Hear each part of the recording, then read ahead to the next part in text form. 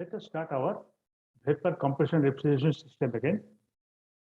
It is supposed to be the oldest method of refrigerating system and discovered by Michael Faraday and Ferdinand Care. Both in domestic and large industrial refrigeration plant is used. Here, the refrigerant is used is ammonia. Here, what we do here, the heat energy instead of mechanical energy as power. What we do in vapor compression ignition energy is we are using or converting mechanical energy into heat, and that heat energy is being used to rise the pressure and temperature of the refrigerant from low to high, and which is being used to the condenser and then used to expander, then used to evaporator. Here, the same, in order to conversion, change the condition of the refrigerant, what we are doing, why we are doing so, we are changing the state of the refrigerant from liquid to vapor, and then we are converting it back to back to the liquid form itself. Then what we are doing it continuously throughout the cycle. By vapor is being changed from liquid to vapor system and from vapor to liquid system, and this process is required an additional amount of power to make this sintered cell viable or possible. Now, here when we are using the compressor, compressor is used to withdraw or maintain the flow of the refrigerant from the evaporator, and it then rises the temperature and pressure of the cooling agent of this cooling agent in the condenser, and so that high pressure vapor rejects it in the condenser. The liquid refrigerant leaving the condenser goes to the expander. Expander reduces the pressure to the lower pressure, and then all this refrigerant with lower temperature and pressure sent to evaporator condition again. But what we are doing in the vapor absorption refrigeration system is we are the compression is the item. The compression is the item compression is replaced by an absorber, a pump, and a generator, and a pressure reducing valve. These are the items required to replace the compressor. We are doing the same work what the compressor is doing in vapor compression refrigeration system. We are adding the more elemental energy in terms of heat, which and in terms of which rises the temperature and pressure of the refrigerant, the heat itself.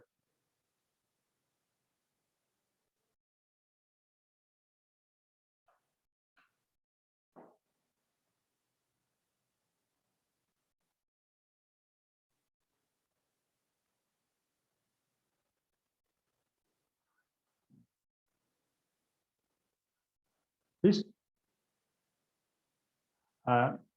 in this system, in the vapor absorption refrigeration system, the vapor refrigerant from the evaporator is thrown into an absorber, where the refrigerant, which is the ammonia,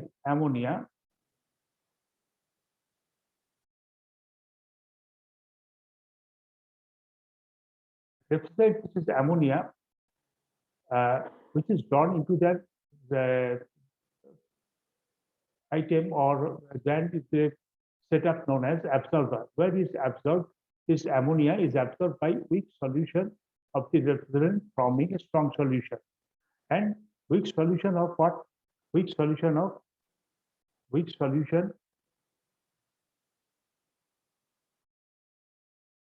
of water with ammonia. Here, the weak solution of water becomes a strong solution of ammonia with water. This strong solution then pumped to the generator, heated by the same external forces. During this heating process, the the vapor refrigerant ammonia is separated from the generator itself, from this mixture, and goes up by the solution and enters the separated and goes to the solution, enters into the condenser where it is liquefied. In the condenser, this vaporized refrigerant is liquefied into liquid ammonia, then sent it to the evaporator, and where it is pressure is reduced, and thus the cycle is completed. So what we are doing here, the refrigerant is ammonia, and ammonia is being absorbed by water, because I will explain very quickly, because high amount of ammonia can be absorbed in the water, then it is sent to the generator or heater, where the high amount of ammonia is released from the water, and then the condenser where it is reduced, is cooled to the liquid ammonia, then sent to the evaporator, sent to the expansion, then expanded to the evaporator, where it is again converted to the gaseous ammonia. Thus, this cycle is this completed. Let us go through the vapor absorption deposition system in more detail. Here, the system as shown in the figure, just I have told you, it consists of an absorber, a pump, a generator, and pressure reducing valve. It is the absorber used for absorbing gaseous ammonia into liquid water to form a aqueous solution of water. Next, it is the generator, it is the place where due to supply this total ammonia, aqueous solution of ammonia is being heated, and in the process, the heat is absorbed by the solution, and which releases the gaseous ammonia from the water and goes to the condenser. Next, and the weak solution, which is more of the water than with the content of water, it comes back to the absorber through a pressure reducing valve. Here, the amount of pressure which is raised by the application of heat is being reduced by this pressure reducing valve here. Then it goes back to the absorber, and there it is become again strong solution, and it is then pumped to the generator. So the pressure or the pressure of generator, pressure of circulation is being generated throughout the system by this pump, which is absorbing the strong solution from the absorber, pump it to the generator, and from there it is pumped to the condenser for cooling the vaporized ammonia into liquid ammonia, and from there it goes back to receiver and to expansion valve, then to evaporator. Now, what we see here, the low pressure ammonia, which is coming out of the evaporator, is being absorbed in the cold water of the absorber. I know water has an excellent ability to absorb extremely high amount of ammonia over ammonium vapor, and the solution thus formed is called aqua ammonia. Means it's a solution of ammonia in water, gaseous water in liquid ammonia, gaseous ammonia in liquid water. The absorption ammonia then lowers the pressure in the absorber, is in turn draws more ammonia from the vapor. Here is also production, pressure reduction takes place here, which in turn draws more and more ammonia from the evaporator. And this reduction in pressure is low pressure ammonia has a tendency to rise the temperature of solution. So we have a cooling system. If the temperature is raised of the this aqueous solution, it will its ability to absorb more ammonia will also reduce. So here you have to use a cooling system, which is shown here, which is using the cold water to cool this aqueous ammonia solution. Now, in order to increase the absorption capacity, we have to at high temperature water, less ammonia, strong solution is pumped to the generator by liquid pump. This pump increases the pressure up to 10 bar, and thus this created the circulation pressure throughout the system. The strong solution and then the generator. Next, what happens is heated by some external sources such as gas or steam or electrical heating. During the heating process, the ammonia is driven up from the solution of water and ammonia at very high pressure and leaving behind a weak ammonia solution in the generator. This weak ammonia solution contains water mostly, and plus ammonia less amount.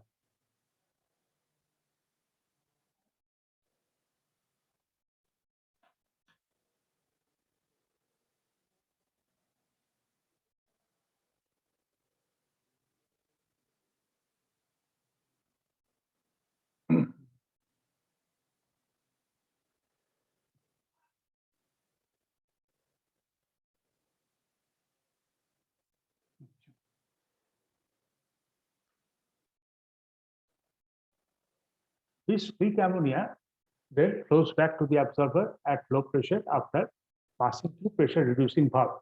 Because due to the absorption of ammonia and due to the absorption of heat, the pressure increases of the solution.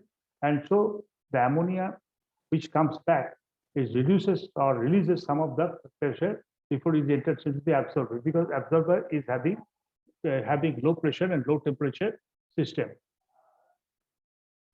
Because low pressure is required in the absorber because it can draw more and more ammonia from the evaporator, and temperature is also less because lower the temperature, higher will be the amount of absorption of ammonia in water. Now, the high pressure ammonia vapor is condensed in the condenser to high pressure liquid ammonia. Then high pressure liquid ammonia goes to the expansion valve through the receiver and then to the evaporator. This completes the vapor absorption refrigeration cycle. But this process is not very economical. In order to make the system more and more practical, it is fitted with an setup like analyzer, a rectifier, and 2 heat exchangers. These accessories are helps to improve the performance and working of the plant as I am discussing under.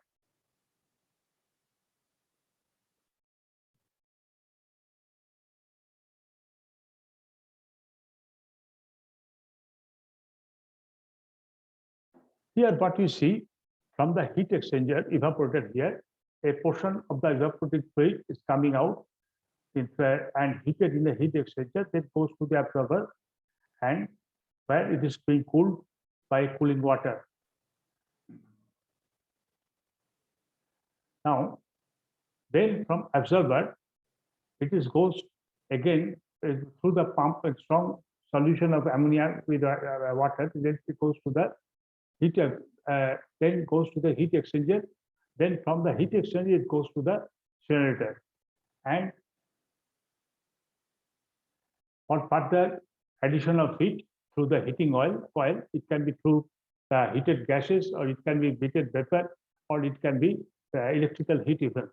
And from the generator, it goes to the analyzer item or the setup or instrument known as analyzer himself. Here, what the analyzer is like this. The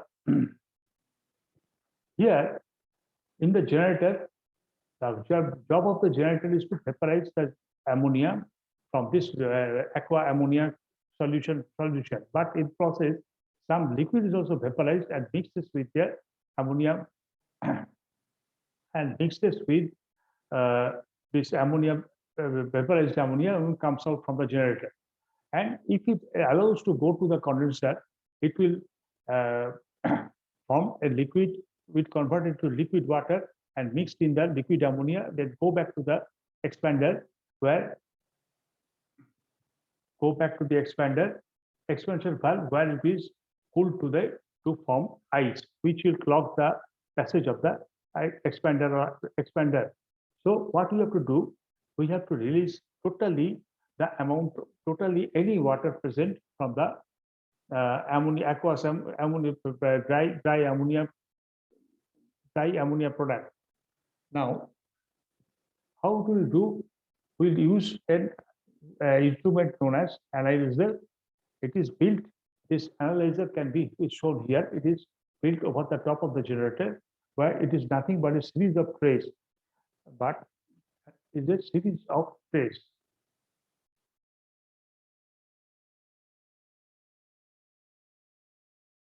Where the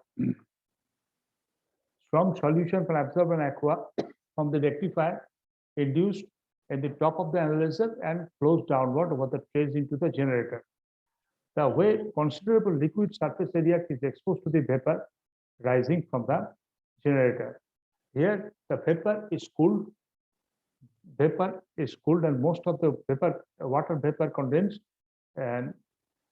so that main ammonia vapor leaves the top of the analyzer. So the aqueous is heated by vapor, less external energy is heat recorded in the generator.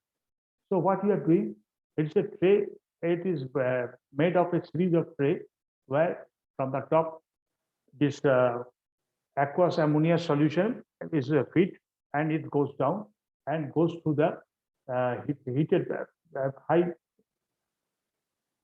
heat energy released by the generator where whole ammonia is released from the water base, and only liquid water remains over the plate, which comes back as a which goes through the generator and comes back as a weak solution to the heat exchanger to the absorber himself. So analyzer is a series of tray which is exposed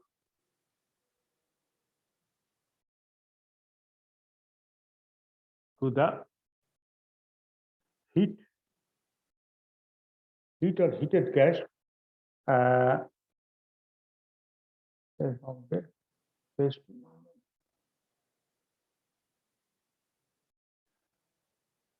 heat generated released from the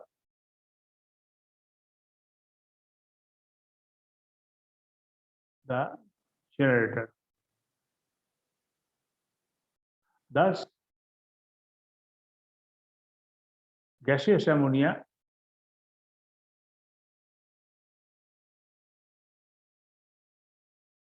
is fully separated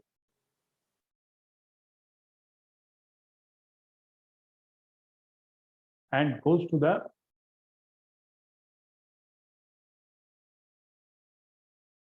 condenser, and the water that is left from this aqueous ammonia solution as a weak solution, it goes back through the heat exchanger to the absorber himself. So thus condenser through the rectifier or dehydrator, it receives gaseous ammonia, which it condenses into liquid ammonia and sent to the receiver to the throttle valve or expander valve. Now, there is another item known as the rectifier or dehydrator. If the water vapor is not continuously removed, not completely removed, a closed type water vapor cooler called rectifier known as dehydrator is used. If the water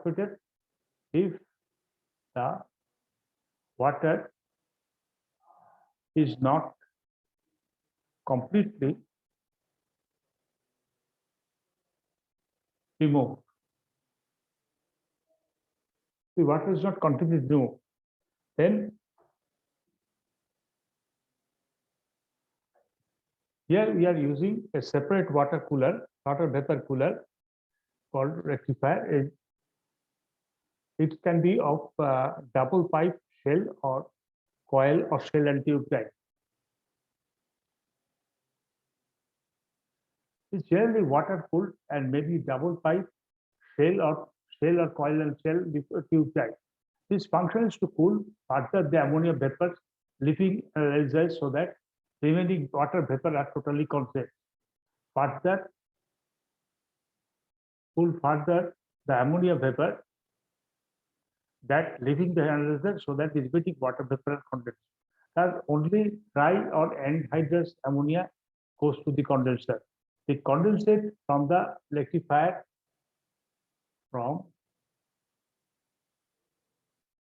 is returned to the top of the analyzer by a drip return pipe. Now, there are two heat exchangers provided in the modern system. The heat exchanger is provided between the pump and the generator, and it is used to cool weak hot solution from the generator to the absorber, because if the temperature of the solution is high, then it will be less abundant of ammonia. So it is cooled in this heat exchanger, and the weak as we see, the weak solution is coming, and it is cooled this solution, weak solution, and then goes back to the absorber, thus taking away the heat from the weak absorber, cool solution, and goes inside the generator, inside the analyzer. So what we are doing is, first, from the generator, weak hot solution of aqueous ammonia is coming back, where maximum amount is water. This hot solution is reduced, the temperature is reduced, because when it will go to the original mixture of the aqueous ammonia, if the temperature rises, it will absorb less amount of ammonia. So we have to supply it to the main absorber after reducing its heat considerably. So here, this heated aqueous ammonia solution is cooled by the cool solution, aqueous ammonia solution, which goes to the generator, and that by contact, this hot temperature reduces this heat and goes back, and thus goes back to the absorber again. And the liquid ammonium, the aqueous solution which absorbs this heat, then goes to the analyzer for separation of heat, separation of ammonia from the water.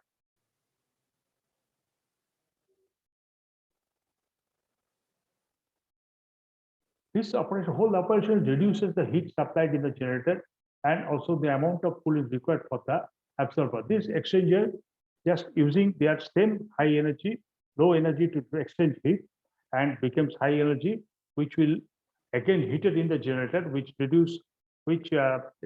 releases ammonia and send back the rest remaining weak solution to the absorber again. This whole cycle is going on like this.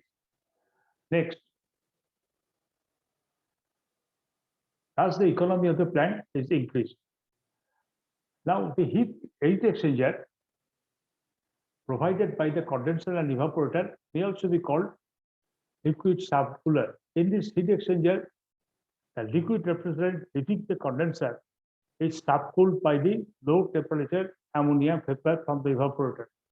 This subcooled liquid is now passed to the expansion hub and then to the liquid.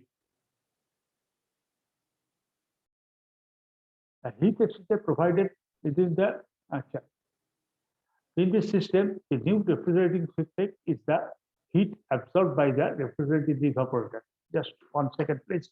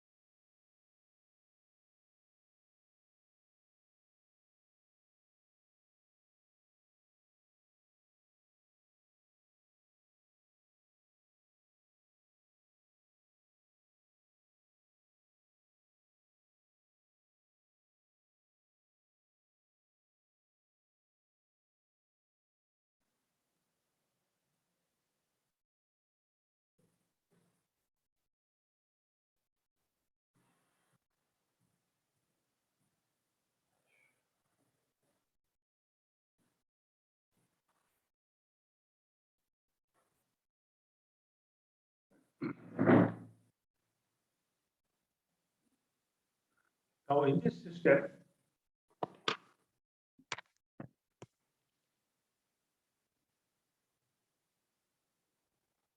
system, the net refrigerating effect is the heat absorbed by the refrigerant in the evaporator, and the total energy supplied to the sum is the sum of the work done by the pump and the heat supplied in the generator.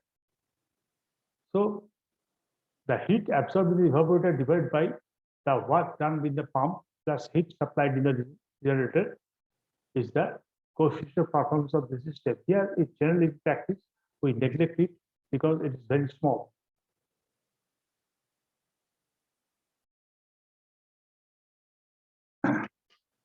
So what is the thermodynamic requirement of this refrigerant absorbent mixture? To make thermodynamic requirement are as like this: solubility requirement and boiling point requirement. The refrigerant should be more than Reynolds law solubility in absorbing the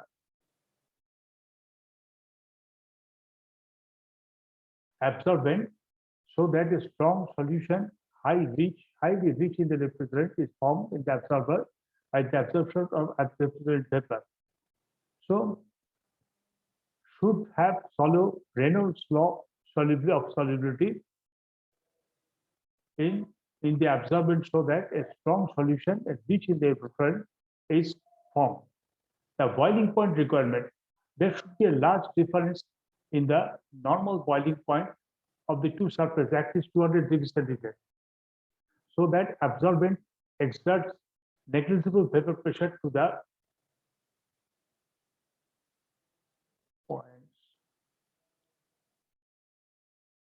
so that the absorbent exerts negligible vapor pressure to the generator temperature. So almost absorbent P refrigerant is boiled off from the generator, and the absorbent alone returns to the absorber. So absorbent is there.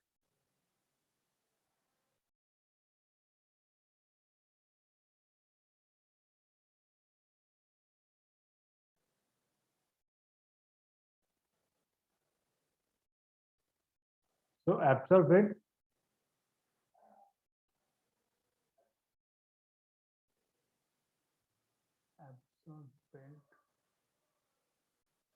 is water,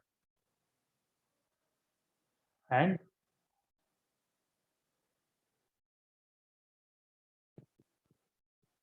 returns to the absorber, and the refrigerant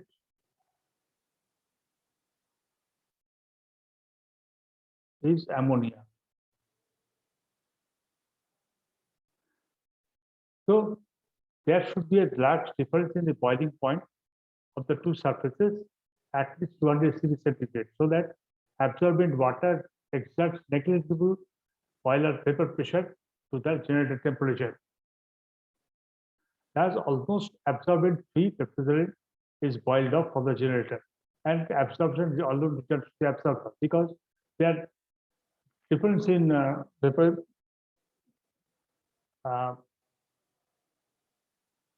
boiling point should be around 200 degrees centigrade, so that they can never boil or evaporate together. Only the lower boiling point ammonia is evaporated fully from the absorbent, and absorbent remains water and goes back to the absorber again. Should have the following characteristics: should have low viscosity to minimize pump work. If the viscosity is more, they will absorb more amount of pump, because we are in a position to neglect the pump work required because it is extremely small. So there should not be,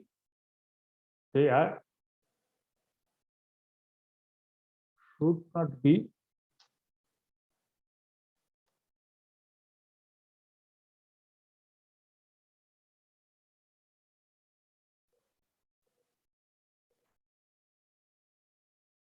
there should not be any stickiness. It should have a low freezing point. It should not go converted into the ice or any solid uh, any solid substance after hot heating. It should have a good chemical stability. It should not react with the water or any other surroundings and remains as it is what it always was. And thermal stability means the amount of temperature it is absorbing and reducing by means of this thermodynamic heat exchanger. It is have it should have good thermal ability. There are irreversible chemical reactions of all kinds as well as decomposition, polymerization, corrosion are to be avoided. So there should be all sort of chemical reaction is to be avoided, like decomposition, polymerization, and the corruption from the corrosion.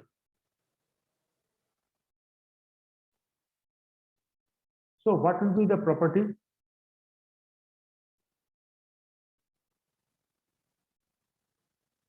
These are the physical thermodynamic requirements. So suppose what is the property of the refrigerant? The refrigerant absorbent condition combination. So aqua solution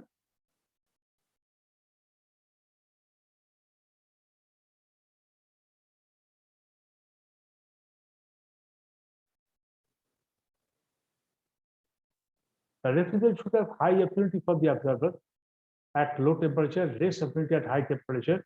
Means it should have affinity means the tendency to be absorbed. High tendency to be absorbed with the absorber, that is water.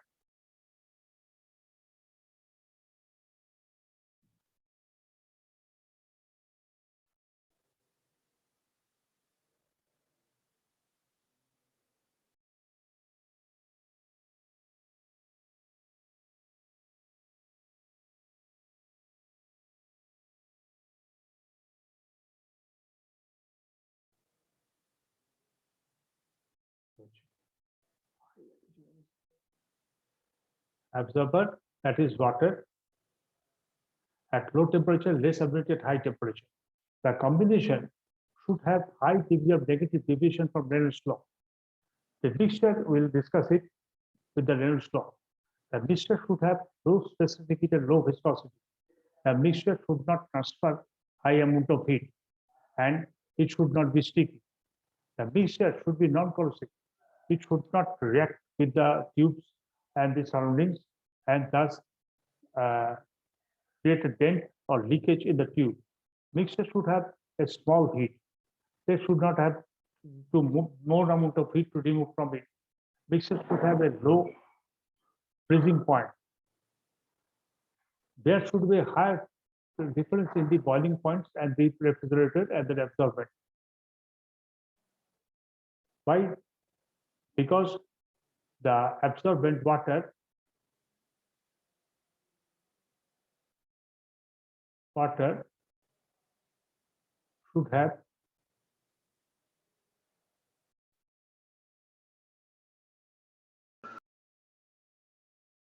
have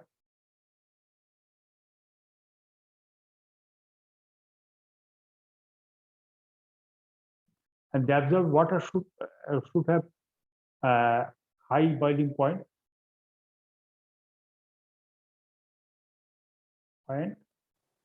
and refrigerant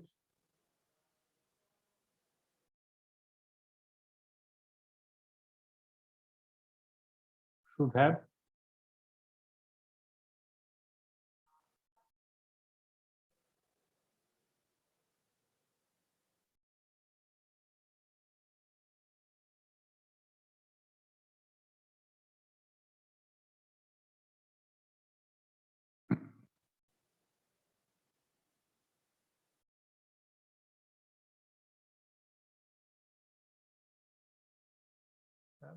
low boiling point.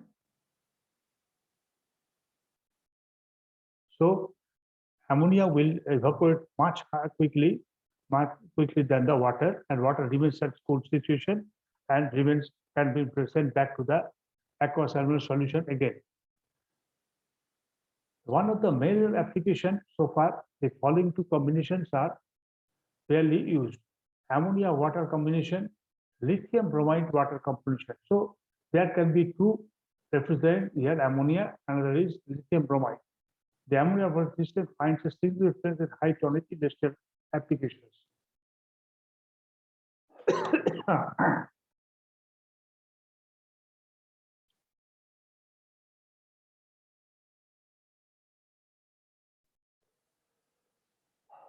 Let us stop here and go for the, I'll start the remaining portion in the next class. Thank you.